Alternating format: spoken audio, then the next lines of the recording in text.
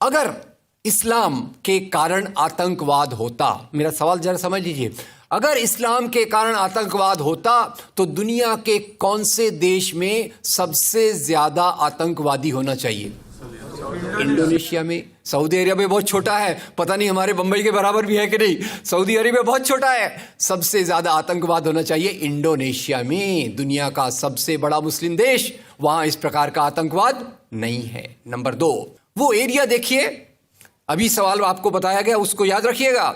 इस दुनिया के आतंकवाद से, जिसको इस्लामिक आतंकवाद कहा जाता है गलती से, कैसा कहा जाता है वो भी मैं बताऊंगा।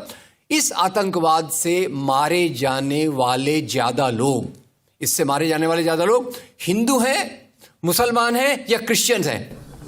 मुस्लिम हैं। इस्लाम के नाम पे आतंकवाद है, सबसे ज्यादा कौन मारा जाता है? मुस्लिम।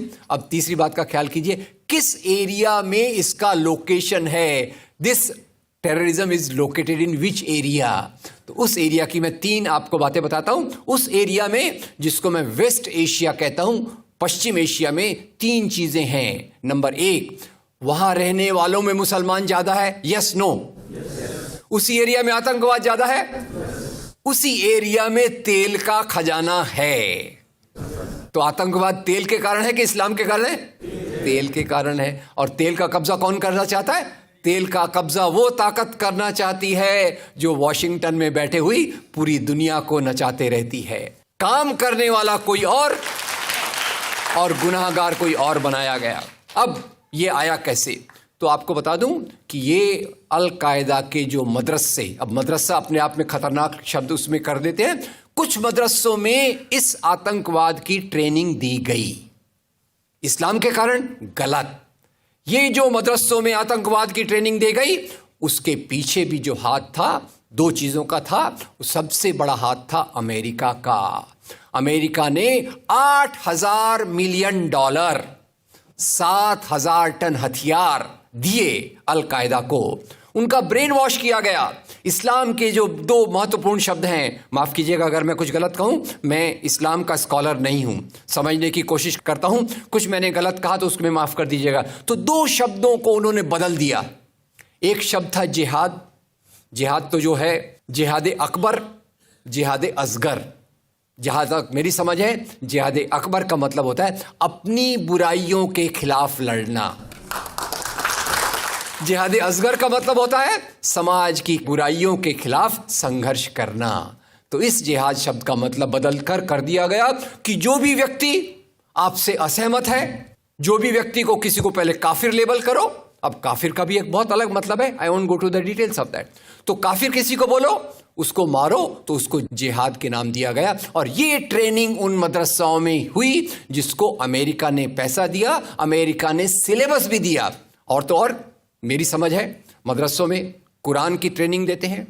वो कैसे होना चाहिए वो आपके बीच में चर्चा का मुद्दा है, पर यहां जो ट्रेनिंग दी गई उसका सिलेबस वॉशिंगटन में बनाया गया। और खैर, ये क्यों बनाया गया उसके पीछे मैं पहले बहुत कोशिश करके, मेहनत करके लोगों को बोलता था ये अल कायदा इसके लिए बनाया गया। बाद में मेरे हाथ में एक बहुत अच्छी चीज आई। अब यूट्यूब में कई चीजें बहुत अच्छी हैं, कई चीजें खराब हैं। यूट्यूब के कारण हमारे कई नौजवान भटक भी रहे हैं, पर यूट्यूब की कुछ अच्छी चीजें आपको बताता हूं। यूट्यूब में आप सर्च कीजिएगा 3 शब्दों को, हिलरी क्लिंटन, अल कायदा, अमेरिका। उसमें आपको 4.5 मिनट का एक वीडियो मिलेगा जिसमें हिलरी क्लिंटन बताती है, मैं नहीं कह रहा, हिलरी क्लिंटन कहती है कि हमको रशियंस के खिलाफ लड़ना था।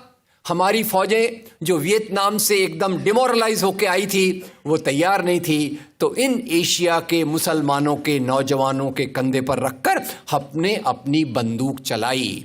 हमने अल कायदा खड़ा किया, हमारा काम हो गया, हम अपने हाथ धो लिए और हम अपने वापस आ गए। तो यानी हमने कैंसर के बीज डाल दिए, हम तो अपने देश में सुरक्षित हैं। उसका जो नतीजा भुगतना हो वो एशिया के लोग भुगते, वेस्ट एशिया के लोग भुगते। और उसी के साथ 9/11 के बाद, उसी के साथ अमेरिकन मीडिया ने एक सबसे खराब काम किया, the most anti human act in the history of Mankind. मैं पूरी जिम्मेदारी से ये शब्द कह रहा हूं। क्या किया था अमेरिकन मीडिया ने? अमेरिकन मीडिया ने धर्म को आतंकवाद से जोड़ दिया। मजहब जो मोहब्बत सिखाता है, मजहब जो इंसान को इंसान बनना सिखाता है, उस मजहब के साथ इन्होंने आतंकवाद को जोड़ दिया और एक शब्द बनाया पहली बार, इस्लामिक टेररिज्म। याद रखिए, दुनिया में आतंकवाद पहले भी हुआ है। याद रखिए आयरिश रिपब्लिकन आर्मी, याद रखिए खालिस्तान, याद रखिए नाथुराम गोडसे, याद रखिए इंदिरा गांधी का हत्यारा, याद रखिए राजीव गांधी का हत्यारा। आतंकवाद पहले भी हुए हैं, पर कभी भी मजहब को आतंकवाद के साथ नहीं जोड़ा गया। तो मैं मानता हूं अमेरिकन मीडिया ने अगर सबसे गंदा, सबसे एंटी ह्यूमन काम किया है तो इस जुमले का बनाना जिसको कहते हैं इस्लामिक टेररिज्म। अब इसके पीछे इस्लाम का कोई हाथ नहीं।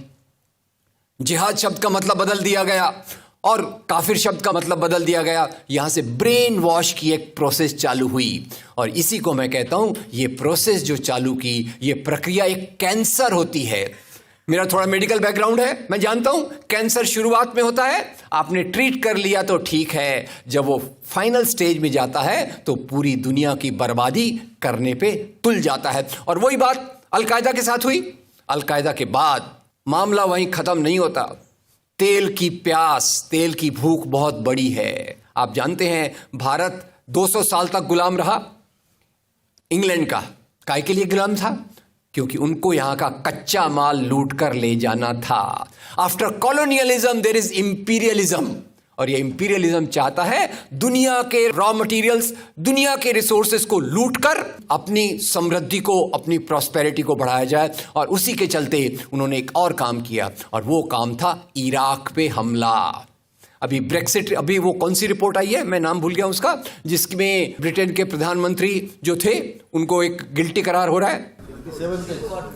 वो रिपोर्ट में पहले उन्होंने तय कर लिया कि हमको इराक पे हमला करना है, बाद में आर्ग्यूमेंट ढूंढते रहे कि भाई कौन सी बात पे हम इराक पे हमला करें। तो बोले अरे इराक के पास तो वेपन्स ऑफ मास डिस्ट्रक्शन है। उस बात पे लंबी बहस चली और यूनाइटेड नेशंस, जिसको अमेरिका ने अपने जेब में रख लिया है, उसके सहारे से उन्होंने इराक पे हमला किया। और वो इराक पे हमले के कारण जो वहां की आर्मी स्ट्रक्चर था, जो फौज का स्ट्रक्चर था, वो डिस्टर्ब हो गया। एक तरफ से वो डिस्टर्ब हो गया, दूसरी तरफ से अल कायदा की आइडियोलॉजी आई और इन दोनों को मिलाकर ISIS बना। काम है इस्लाम का नाम, इस्लाम के नाम पर जो काम हो रहा है वो वास्तव में it is a design of imperialist powers to control on the oil resources of the world. इससे गंदी बात दुनिया में कोई नहीं हो सकती कि मजहब के नाम पर एक पॉलिटिक्स, मजहब के नाम पे आर्थिक समस्याओं को अमेरिका हल करने की कोशिश करे।